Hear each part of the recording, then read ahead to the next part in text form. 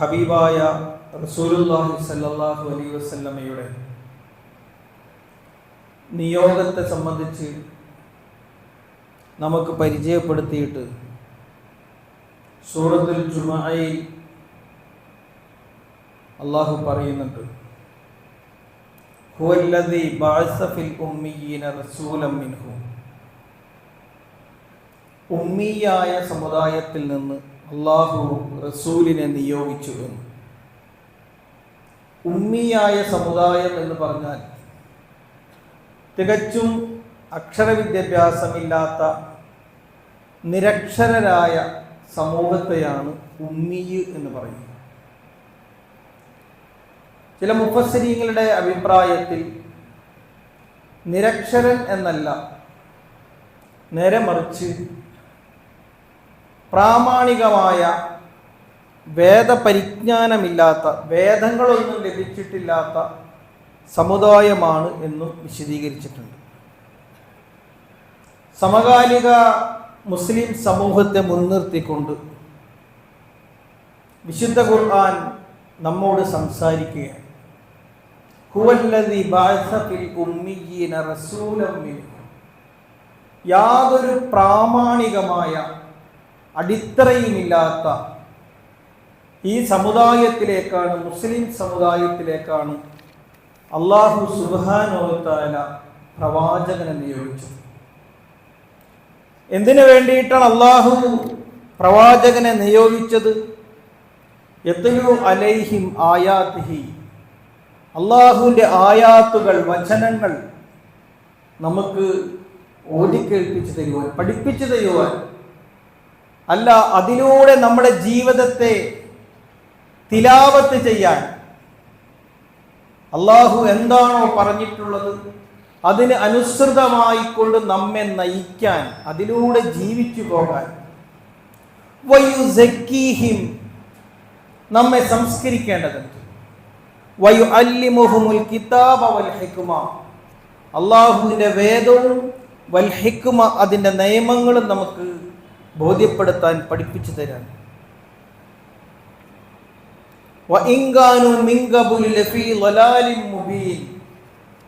എന്തിനാണ് ഇതൊക്കെ നിങ്ങൾ മനസ്സിലാക്കുന്നത്? നിങ്ങൾ വഴികേടിലാണ്. നിങ്ങൾ അള്ളാഹുവിൻ്റെയും റസൂലിൻ്റെയും പേര് പറഞ്ഞിട്ട് നമ്മുടെ ജീവിത രീതികൾ തെരഞ്ഞെടുത്തിട്ട് നമ്മൾ ജീവിച്ചു കൊണ്ടിരിക്കുന്നത് ഹിദായത്തിൻ്റെ മാർഗത്തിലല്ല, ദീനിൻ്റെ മാർഗത്തിലല്ല. വിശുദ്ധ ഖുർആൻ കാലഘട്ടത്തിലെ മുസ്ലിം സമുദായത്തോട് സംവദിക്കുന്നത് അങ്ങനെയാണ്. ഇപ്പോഴെങ്ങാനും റസൂലുള്ളാഹി സല്ലല്ലാഹു അലൈഹി വസല്ലം ഇവിടേക്ക് ആഗതമായിട്ട് ആ റസൂലിന്റെ അനുയായികൾ എന്ന് പറഞ്ഞ് ജീവിച്ചു കൊണ്ടിരിക്കുന്ന നമ്മളെ കണ്ടാൽ റസൂലുള്ളാഹി സല്ലല്ലാഹു അലൈഹി വസല്ലം ഇങ്ങനെ ആയിരിക്കും നമ്മളെ ഈ ആയത്ത് ഓതി അർത്ഥം പറഞ്ഞ് മനസ്സിലാക്കി തരും. നമ്മൾ കഴിഞ്ഞ ഖുതുബയിൽ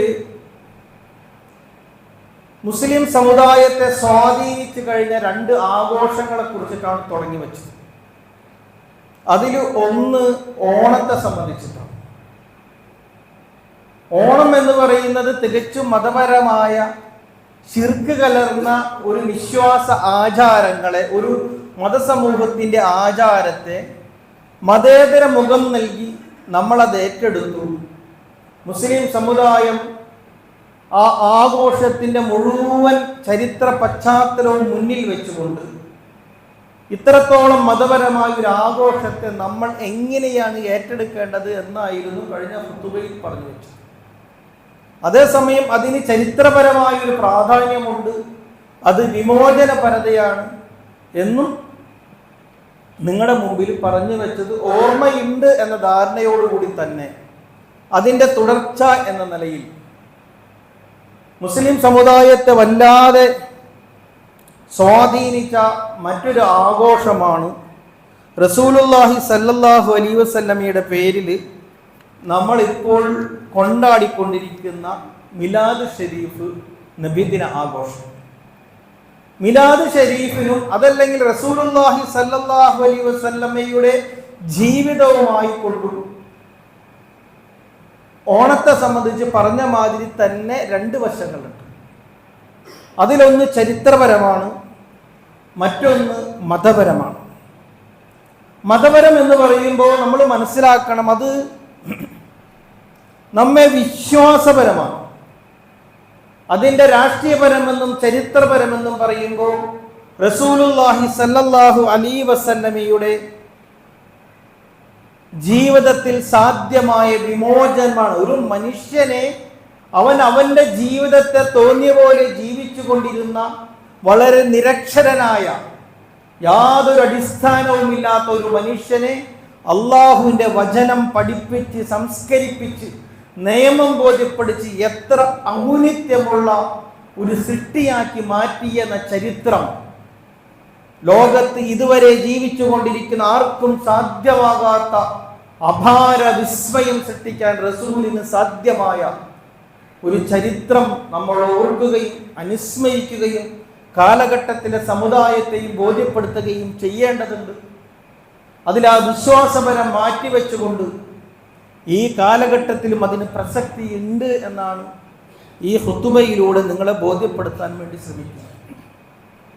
എന്തായാലും കഴിഞ്ഞ നബിദിനത്തിൽ കണ്ട അല്ലെങ്കിൽ കേട്ട വളരെ രസകരമായ ഒരു വർത്തമാനം പറഞ്ഞുകൊണ്ട് ഞാൻ ഈ വിഷയം തുടങ്ങുന്നു. നബിദിനം ഇങ്ങനെ വരികയാണ്. ആരാണ് നബിദിനം എന്ന് പറയുമ്പോൾ പ്രത്യേകിച്ച് ഈ മേഖലയിലുള്ളവർക്കൊക്കെ മനസ്സിലാകുമല്ലോ. നബിയുടെ ഉണ്ണിയേശുവിനെയും ഉണ്ണികൃഷ്ണനെയൊക്കെ സൃഷ്ടിച്ച പോലെ ഒരു ഉണ്ണി മുഹമ്മദിനെ കൂടി കാലത്തിന് പരിചയപ്പെടുത്തി കൊടുത്ത ഒരു പാരമ്പര്യം നമ്മുടെ ഈ ജില്ലക്കുണ്ടല്ലോ. കൂടി ക്ലാസ്സൊക്കെ വെച്ച് കുതിരപ്പുറത്ത് ഒരു റസൂലിന്റെ പ്രതിരൂപം സൃഷ്ടിച്ച നാട് കൂടിയാണല്ലോ നമ്മുടെ. അപ്പൊ ആ പ്രകടനത്തിന്റെ മുൻനിരയിൽ ഇങ്ങനെ നിൽക്കുന്നത് ആരാണ്? റസൂലിന്റെ പ്രതിനിധികളാണ്. ഒരു റസൂല് തന്നെയാണ്. ആ ഹാവഭാവങ്ങളിലൊക്കെ നിറഞ്ഞു നിൽക്കുന്നത് റസൂൽ ഇങ്ങനെ വരികയാണ് നബിദിനത്തിനായിട്ട്. അപ്പോ അതിലിടയിലേക്കാണ് സൈഡിലെവിടെയോ മാവേലിയുടെ വേഷം കെട്ടി നിന്ന ഒരാൾ ഓടിക്ക. നിങ്ങൾ ഫോട്ടോ കണ്ടോന്ന് എനിക്കറിയില്ല. അത് ആ ഫോട്ടോ ഒക്കെ കാണുമ്പോഴാണ് ഞങ്ങളുടെ വടക്കൻ മേഖലയിലൊക്കെ വല്ലാതെ ചർച്ചയായൊരു വർത്തമാനമാണ്. ഓണത്തിൻ്റെയും നബിദിനത്തിൻ്റെയും മതേതര മുഖം എന്നൊക്കെ പറഞ്ഞിട്ട് ഞാനതിൻ്റെ ഒരു പരിഹാസ്യത പറയാനാണ് ഇത് ഉപയോഗപ്പെടുത്തുന്നത്. ഒരു സമുദായം എത്രത്തോളം വഴിമാറിയെന്ന്. അപ്പൊ ആ പ്രകടനത്തിലേക്ക് മാവേലി ഇങ്ങനെ വന്ന് കയറി നിന്നു. അപ്പൊ മാവേലിയും നബിയൊക്കെ കൂടെയാണ് ഘോഷയാത്രയിൽ ഇങ്ങനെ വരുന്നത്. അപ്പൊ സൈഡിൽ നിന്ന് ആരോ പറഞ്ഞത്രേ, എന്തായാലും കാര്യങ്ങളൊക്കെ ഇത്രയായ സ്ഥിതിക്ക് ഒരു അരബഗ് വീതം രണ്ടുപേർക്കും കൂടെ കൊടുത്ത് കാര്യങ്ങൾ അവസാനിപ്പിക്കട്ടെ. മാഅദല്ലാഹ്. നിങ്ങളൊന്ന് ആലോചിച്ച് നോക്കി. ഓണത്തെക്കുറിച്ച് കഴിഞ്ഞോണം പറഞ്ഞത് നിങ്ങൾക്ക് ഓർമ്മയുണ്ടല്ലോ. മദ്യപിക്കാത്ത മാവേലിയുടെ അനുസ്മരണത്തിലാണ് കേരളത്തിൽ ഏറ്റവും കൂടുതൽ മദ്യം വിറ്റഴിയുന്നത് എന്നാണ്. അതിൽ ഓണം ആഘോഷിക്കുന്ന നമ്മളും ഒക്കെ അത് ഉപയോഗിക്കുന്നുണ്ടോ അറിയില്ല. അല്ലാഹു അഅലം. എന്തായാലും നബിദിനാഘോഷ വേളയിൽ ആ പ്രകടനത്തിൽ ആരും മദ്യപിച്ചിട്ടുണ്ട് എന്ന് ഞാൻ വിശ്വസിക്കുന്നില്ല. പക്ഷെ അതിൽ കാട്ടിക്കൂട്ടുന്ന ഡാൻസുകൾ മുസ്ലിം സമുദായത്തിൻ്റെ തന്നെ വല്ലാതെ മുസ്ലിം സമുദായത്തിൻ്റെ വഴിവിട്ടുപോക്കിൽ വേദനിക്കുന്ന, അല്പമെങ്കിലും ഈമാനുള്ളവരെ വേദനിപ്പിച്ച ഘോഷയാത്രകളാണ് ഇക്കഴിഞ്ഞ നാളുകളിൽ. എത്ര ഖുതുബകൾ നമ്മൾ ഈ വിഷയവുമായി ബന്ധപ്പെട്ടുകൊണ്ട് സമുദായത്തെ ബോധവൽക്കരിക്കാൻ വേണ്ടി നടത്തി. ഒരു മാറ്റവുമില്ലാത്തവണ്ണം ഈ വർത്തമാനങ്ങൾ പാഴ്വർത്തമാനങ്ങളാകുമാറ് എല്ലാ വർഷവും ഇങ്ങനെ പറയുന്നു, അതിൻ്റെ ഗുണവും ദോഷവും പറയുന്നു എന്നല്ലാതെ എന്താണ് ഈ സമുദായം ഇനിയും ഉണരാത്തത്, ബോധവാന്മാരാകാത്തത് എന്ന വേദനയോടുകൂടി തന്നെ പറയുക അല്ലെ. ഷർട്ടൊക്കെ കണ്ട് അഴിച്ചു ഊരിയിട്ടിട്ട് മദ്യപിച്ചിട്ട് ഡാൻസ് കളിക്കുന്നത് നിങ്ങൾ കണ്ടിട്ടില്ലേ? സിനിമാറ്റിക് ഡാൻസുകൾ. ഈ DJ പാർട്ടിയിലൊക്കെ തൻ്റെ ശരീര വടിവുകൾ മുഴുവൻ കാണത്തക്ക രീതിയിൽ അല്ല ഡാൻസിൻ്റെ ഇതൊക്കെ പറഞ്ഞാൽ നിങ്ങൾക്ക് മനസ്സിലാവുമല്ലോ. പ്രത്യേകിച്ച് പറയേണ്ടവരല്ലല്ലോ.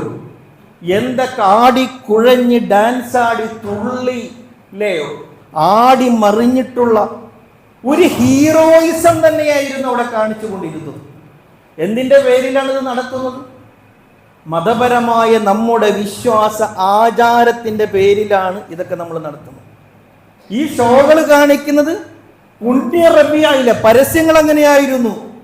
ഒരു പ്രത്യേക മാസം തെരഞ്ഞെടുത്ത്, ഒരു പ്രത്യേക ദിവസം തെരഞ്ഞെടുത്ത്, അതിന്റെ സമയവും തീയതിയും നിശ്ചയിച്ചുകൊണ്ട് മഹല്ലത്തിലെ ഉത്തരവാദിത്തപ്പെട്ട മഹല്ല് കാളിയുടെ കാർമ്മികത്വത്തിൽ മഹല്ല് പ്രസിഡന്റ് കൊടിയേന്തി നിന്നിട്ട് മഹല്ലിലെ കമ്മിറ്റിക്കാരുടെ മുൻ അണിനിരയുടെ പുറകിൽ തൊപ്പിവച്ച മുസ്ലിം ഈമാനിന്റെ ഇസ്ലാമിന്റെ മുഴുവൻ പ്രതിരൂപങ്ങളും ആളുകളും പ്രതിനിധികളും പങ്കെടുക്കുന്ന ഒരു ഘോഷയാത്രയിൽ ജനം കണ്ടാൽ അറിയണം ഇതാണ് ഇസ്ലാമിന്റെ അടയാളപ്പെടുത്തൽ. എന്തിനാണ് നമ്മൾ ഘോഷയാത്ര നടത്തുന്നത്? പ്രകടനത്തിന്റെ ലക്ഷ്യമെന്താ? നമ്മളെ അറിയണം, നമ്മുടെ ശക്തി, നമ്മുടെ ധാർമ്മികത, നമ്മുടെ ലക്ഷ്യം, നമ്മുടെ കർമ്മം ജനങ്ങൾക്ക് ബോധ്യമാകണം. അതിനാണല്ലോ നമ്മൾ പ്രകടനം നടത്തുന്നത്. എന്താണ് പ്രകടനത്തിലെ മുദ്രാവാക്യങ്ങളാകേണ്ടത്? നിങ്ങളൊന്ന് ആലോചിച്ച് നോക്കൂ. എന്നിട്ട് അതിൽ കാണിച്ചു കൂട്ടിയ കോലാഹലങ്ങൾ, ബഹളങ്ങൾ, എന്താണ് ഇതിന്റെ അടിസ്ഥാനം? വിശ്വാസപരം എന്ന പേരിൽ പുണ്യ റബിയ നമ്മൾക്ക് എങ്ങനെ വിലയിരുത്താൻ കഴിയും? 12 മണിയായപ്പോഴൊക്കെ തന്നെ രാത്രി 12 ഈ ന്യൂ ഇയറിനൊക്കെ ഈ കൊച്ചിയിലൊക്കെ വലിയ ആഘോഷമാണ് ന്യൂ ഇയർ. ആ 12 ഒരു സെക്കൻഡ് ഇങ്ങോട്ട് തെറ്റുമ്പോൾ തന്നെ ആ പുലരിയെ അറിയിക്കാനായി ഭയങ്കര ബഹളങ്ങളാണ്. ക്രിസ്തുമസിനും അതുപോലെ തന്നെ ഉണ്ടാകാറുണ്ട്. ഇപ്പം നബിദിനത്തിനും അങ്ങനെ ആയേക്കുന്ന സുഹൃത്തുക്കളെ. നബി ജനിച്ചേന്നും പറഞ്ഞിട്ടാണ് 12:01 അങ്ങടെ ആകുമ്പോഴേക്കും അനൗൺസ്മെന്റ് വരുന്നത്. എന്താണ് ഇതിന്റെ മാനദണ്ഡം? പുണ്യ റബിയയിൽ നമുക്ക് ഈ മാസത്തിൽ പുണ്യം ലഭിക്കണം. യുദ്ധത്തിൽ പോലും റസൂലുള്ളാഹി സ്വല്ലല്ലാഹു അലൈഹി വസല്ലമയുടെ യുദ്ധ നിയമങ്ങൾ ഇവിടെ പറഞ്ഞിട്ടില്ലേ, ചർച്ച ചെയ്തിട്ടില്ലേ?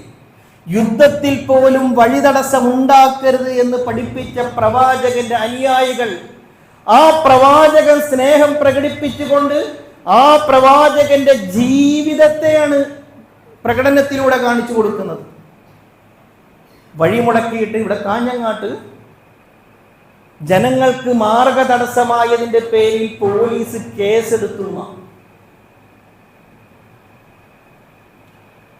ബദറിൽ കേട്ട ശബ്ദമിതാ ലാ ഇലാഹ ഇല്ലല്ലാഹ്. ഉഹുദിൽ കേട്ട ശബ്ദമിതാ ലാ ഇലാഹ ഇല്ലല്ലാഹ്. ആരാണ് ഈ കേൾക്കുന്നത്? ഇവിടെയുള്ള നമ്മുടെ ഇതരമതര സഹോദരന്മാർ. അവർക്കെന്ത് ബദർ? ബദരൻ എന്ന് കേട്ടതല്ലാതെ ബദർ അവര് കേട്ടിട്ടുണ്ടോ സുഹൃത്തുക്കളെ? ബദറിൽ കേട്ട, ഉഹുദിൽ കേട്ട അവർക്ക് കൗതുകമായി. എന്താണ് പ്രകടനത്തിൽ ബദറും ഉഹുദ് എന്നൊക്കെ അവർ പറയണ കേട്ടില്ലേ? ഓ അത് ഞങ്ങളുടെ യുദ്ധമാണ്, യുദ്ധത്തിന്റെ പേരുകളാണ്. എങ്ങനെയുണ്ട്? ഈ സമുദായത്തെ ബോധപൂർവം ഇസ്ലാമിനെ തെറ്റിദ്ധരിപ്പിക്കാൻ ഇസ്ലാം വിരുദ്ധ ശക്തികൾ ഇസ്ലാമിലെ യുദ്ധത്തെ അല്ല, മുസ്ലിമിനെ തീവ്രവാദിയും ഭീകരവാദിയും ജിഹാദുമാക്കിക്കൊണ്ടിരിക്കുന്ന കാലഘട്ടത്തിൽ നമ്മൾ വിളിക്കുന്ന മുദ്രാവാക്യമാണ് ബദറും ഉഹുദും. നിങ്ങളൊന്ന് ആലോചിച്ചു നോക്കൂ. അല്ല, ഇതൊക്കെ ഇരിക്കട്ടെ, എന്താണ് ഈ ഒരു ആഘോഷത്തിന്റെ പ്രാമാണികത?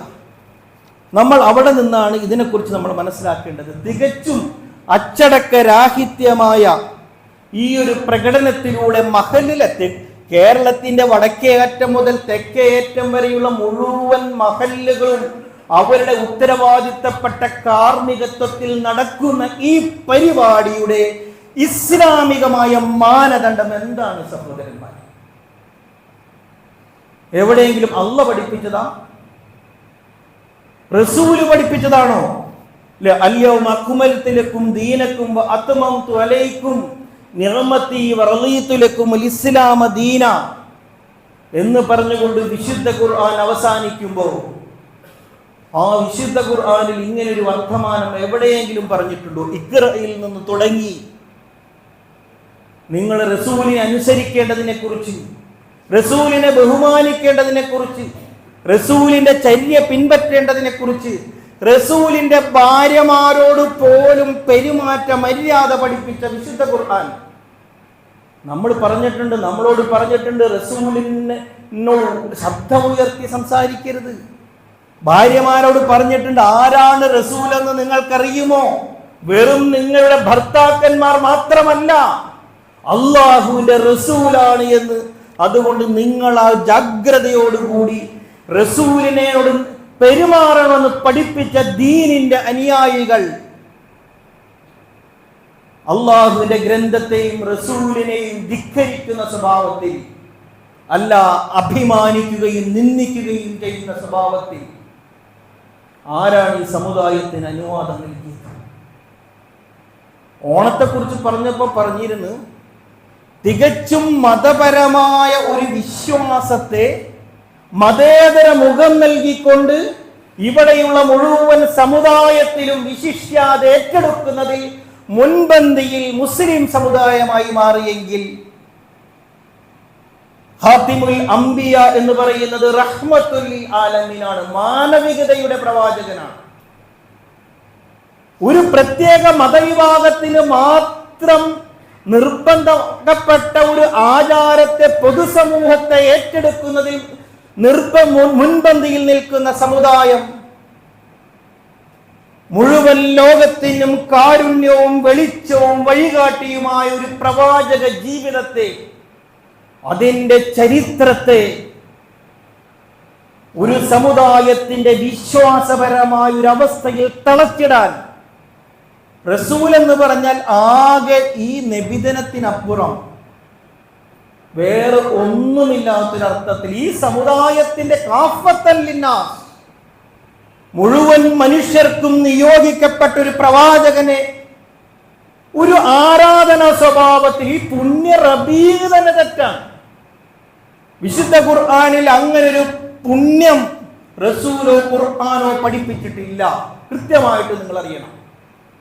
റസൂല് അല്ല, വിശുദ്ധ ഖുർആൻ എണ്ണിപ്പറഞ്ഞ 4 മാസങ്ങൾ വിശുദ്ധ ഖുർആനിലുണ്ടല്ലോ. ഷഹ്റുൽ മുഹറം ഏതാ? ദുൽഖഅദ്, ദുൽഹജ്ജ്, സഫർ, മുഹറം ഹജ്ജുമായി ബന്ധപ്പെട്ടതാണ്. റബീഉൽ അവ്വൽ അങ്ങനെ വന്നിട്ടേ ഇല്ല. അതിനൊരു പ്രത്യേക പുണ്യവും സമയവും, അതിലെ ആരാധനകൾക്കും അനുഷ്ഠാനങ്ങൾക്കും പുണ്യം പറയാൻ ആരാണ് ഈ സമുദായത്തിന് അനുമതി നൽകി? അള്ളാഹുവിന്റെയും റസൂലിന്റെയും അധികാരമല്ലേ ഇങ്ങനെ ഒരു പ്രത്യേകം അള്ളാഹുവും റസൂലും പഠിപ്പിച്ചിട്ടില്ലാത്ത ഒരു മാസത്തിന് പ്രത്യേകമായി പുണ്യം പറയാൻ? അവരുടെ അധികാരത്തെ തന്നെ തകിടം മറിക്കുന്ന, നിഷേധിക്കുന്ന അധികാര ദുർവിനിയോഗം ഇവിടത്തെ പുരോഹിത വർഗത്തിന്, ഇവിടത്തെ പണ്ഡിത വർഗത്തിന് ഇസ്ലാമാണോ അനുവദിച്ചത്? അല്ലല്ലോ. നബി അനുവദിച്ചതാണോ? അല്ലല്ലോ.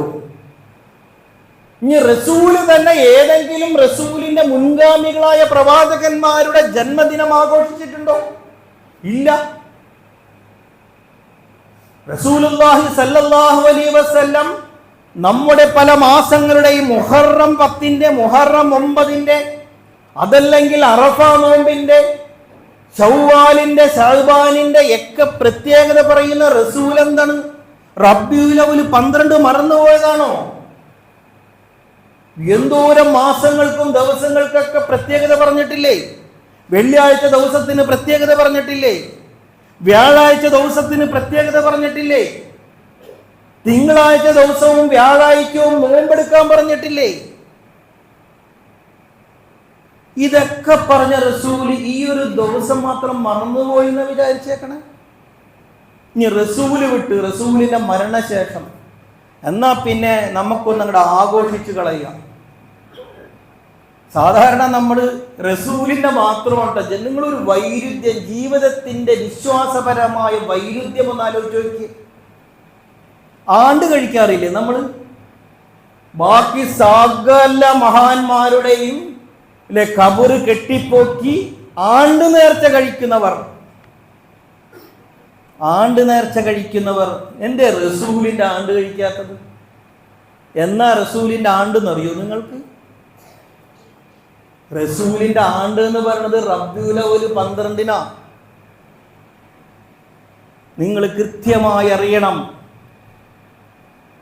ഇസ്ലാം വിരോധികളായ ജൂതർ ഷിയാക്കളെ കൂട്ടുപിടിച്ചുകൊണ്ട് റസൂലിന്റെ മരണം എന്ന് പറയുന്ന റബീഉൽ അവ്വൽ 12 മുസ്ലിം സമുദായത്തിന്റെ ആഹ്ലാദത്തിലേക്കും സന്തോഷത്തിന്റെയും ആഘോഷത്തിലേക്കും തിരിച്ചുവിടാനുള്ള വളരെ ആസൂത്രിതമായ അജണ്ടയായിരുന്നു റബീഉൽ അവ്വൽ 12 എന്ന് പറയുന്ന നബി സല്ലല്ലാഹു അലൈഹി വസല്ലം ജനിച്ചു എന്ന് ചരിത്രത്തിൽ വളരെ കൃത്യമായി എഴുതപ്പെട്ട റബീഉൽ അവ്വൽ 12 നബിദിനമാക്കി അങ്ങോട്ട് ആഘോഷിച്ചു കളഞ്ഞു. അവിടെ നിന്ന് അങ്ങോട്ട് പോന്നിട്ടുള്ള സകല പ്രധാനപ്പെട്ട ആളുകളും വലിയകളും ആളുകളും ഉന്നതന്മാരും മഹാന്മാരും ശൈഖുമാരെയും നമ്മൾ ജന്മദിനത്തിലല്ല ഓർക്കുന്നത്, നമ്മൾ ആണ്ടിലാണ് ഓർക്കുന്നത്. ഇത് തന്നെ എങ്ങനെ പൊരുത്തപ്പെടും? റസൂലിനോളം വലിയ വലിയുണ്ടോ അല്ലാഹ്?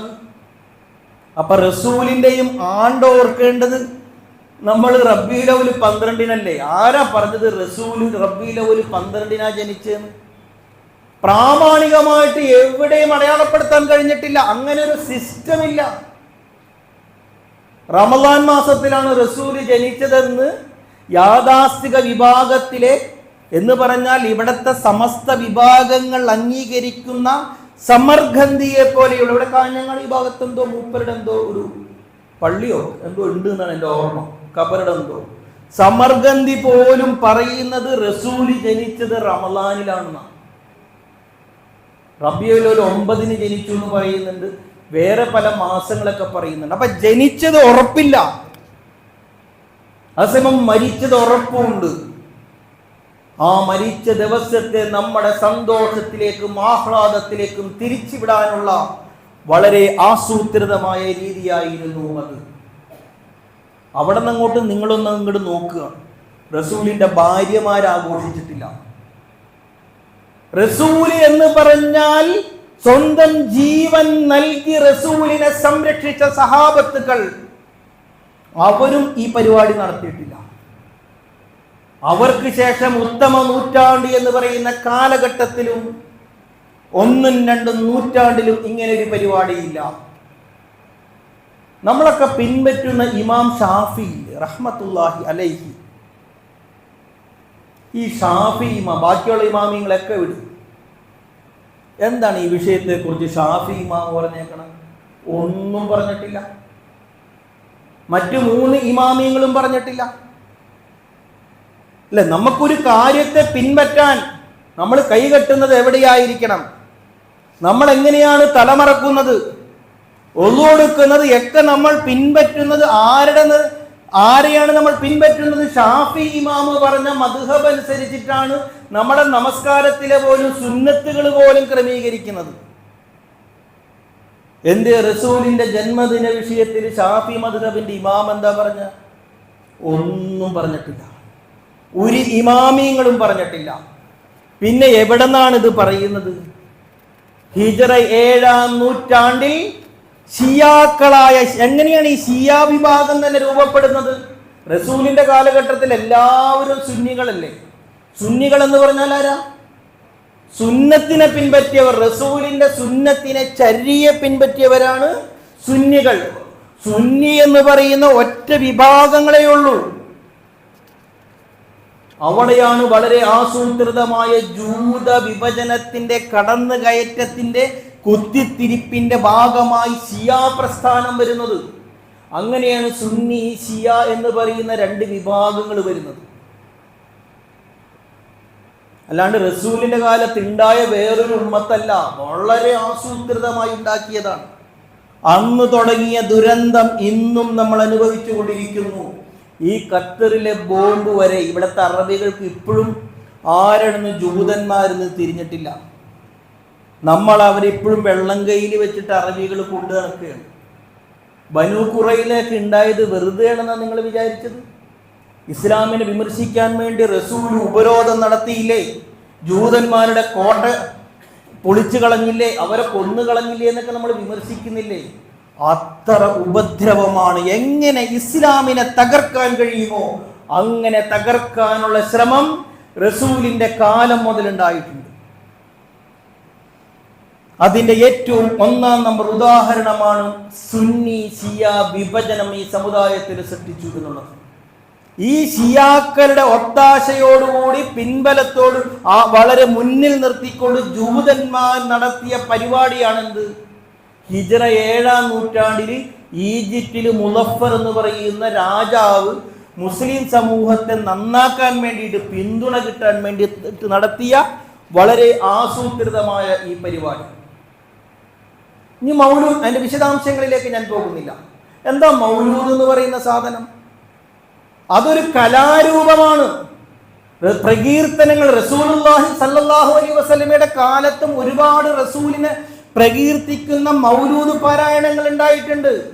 പക്ഷെ അതൊക്കെ ഒരു കലാരൂപം എന്നതിനപ്പുറം ഒരു വിശ്വാസപരമായ പുണ്യകരമായ പ്രവൃത്തിയായിരുന്നില്ല.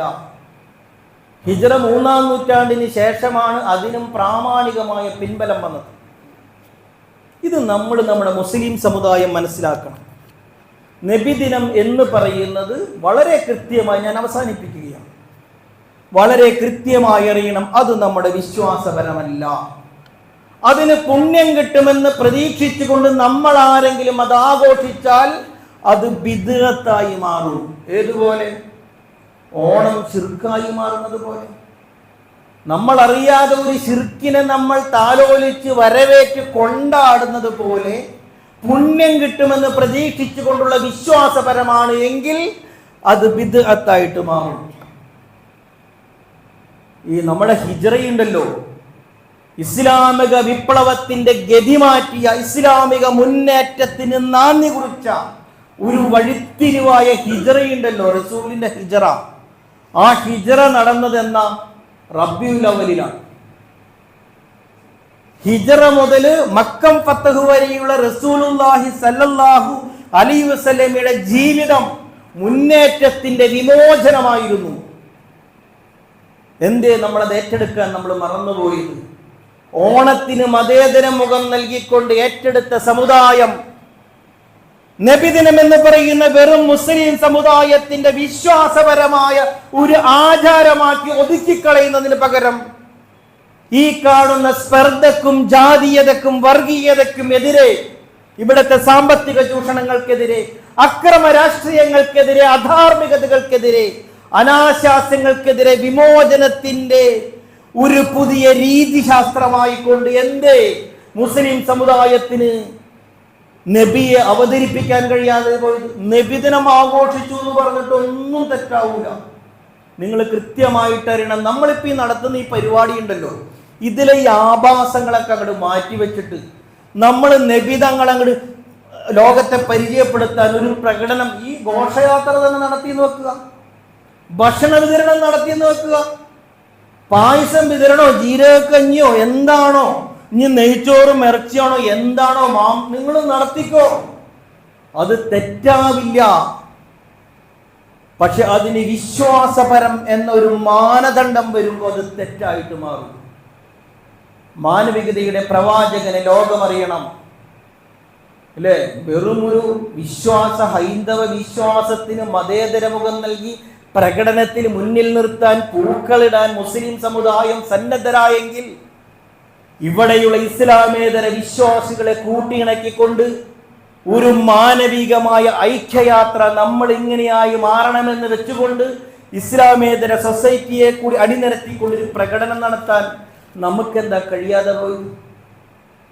രാഷ്ട്രീയ പാർട്ടികളുടെ യോഗങ്ങളിൽ നമ്മൾ ഒന്നിക്കാറില്ലേ? കല്യാണത്തിന് ഒന്നിക്കാറില്ലേ? പല ആഘോഷങ്ങളിൽ നമ്മൾ ഒന്നിക്കുന്നില്ലേ? റബീഉൽ അവ്വൽ തന്നെ വെച്ചോ, നബിയുടെ ജന്മദിനം എന്ന് തന്നെ വെച്ചോ.